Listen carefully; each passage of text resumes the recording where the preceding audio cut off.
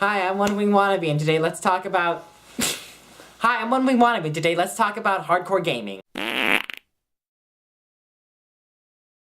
So I remember talking to my friend about how I was afraid of coming off as a casual gamer to the people that watched my videos. It's a pretty prominent stereotype that gamers, real gamers, don't dress well. Yes, I am tooting my own horn and I am not sorry about it. I do not roll out of bed looking like this.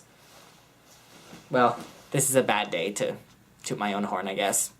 I plan on doing more LPs in the future, not just because it looks like a lot of fun, but also because I want to let people know that I do know what I'm talking about and I do actually play games. But then my friend asked me, well, what's something hardcore that you've done lately then? And then I asked, wait, you need real credentials to be considered a real gamer? And then my friend was like, don't you? Okay, you get the picture.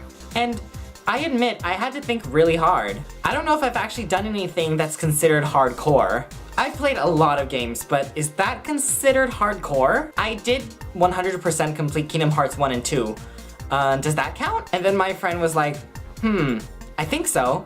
Doesn't it? And that day I just had a lot of questions. I really haven't played any other games to completion, so does that mean that my KH completions just don't count? Are only people that play a certain type of game considered hardcore? Are people that play a lot of games but don't 100% complete them still considered casual gamers? Can a gamer be hardcore about a casual game? Do you have to be hardcore about a certain number of games in order to be actually considered a hardcore gamer? Do you lose some of your hardcoreness if you end up playing a game and liking a game that's not considered a real game? I know. A lot of questions, right? I just find the concept of hardcore as very vague. And from what I've seen, a lot of people have very different interpretations of what hardcore means. That term can also be pretty dividing. And when I'm thinking about that, it's Dark Souls that usually comes to mind. Now, I really hope it doesn't sound like I'm bashing on the Dark Souls community in any way. I played Dark Souls 2 and it's super fun. I just find it very interesting how certain players and gaming sites depict this game. Apparently, the community often likes using the phrase, "What are you, casual?" And so many sites like IGN and GameSpot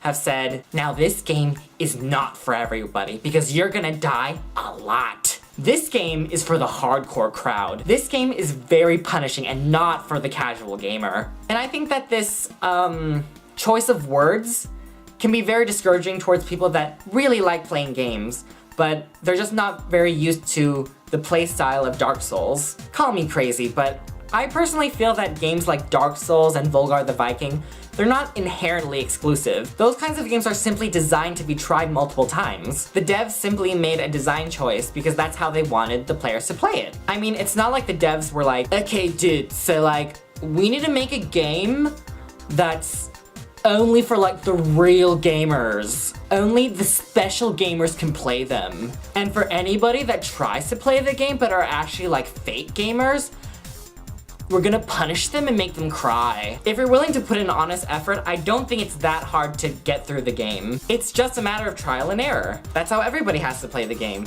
I mean, I know that a lot of people might have to take a little bit longer than other people, but it's all the same. I think a lot of people are just complaining a lot about how games right now are easier than the games in the past. But from my point of view, I feel that games were harder back then just because they were mostly in arcades. And so the only way to make money off of an arcade game was to make it fun, but really, really hard, so that way people would keep wanting to replay them. That's why I think it might be a little bit unfair to blame devs for making their games not as hard as back then, because I think it makes a little bit more money nowadays to just make your games accessible. I really think there needs to be a redefinition of what it means to be hardcore. Many formalists have argued that games like the Walking Dead series or the Stanley Parable are not really games. An experience that challenges you in terms of morals or emotions should not be considered less than an experience that challenges you in terms of hand-eye coordination. And if you truly like games,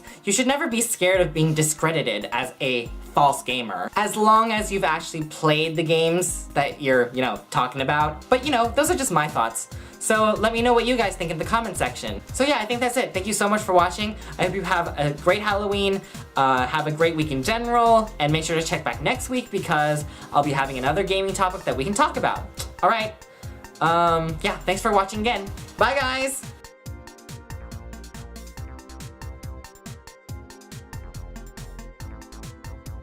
Yes, this is a very sorry attempt at being a gender bent version of Ruby Rose from RYBW.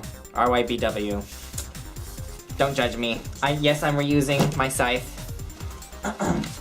from Bing Death. Don't judge me.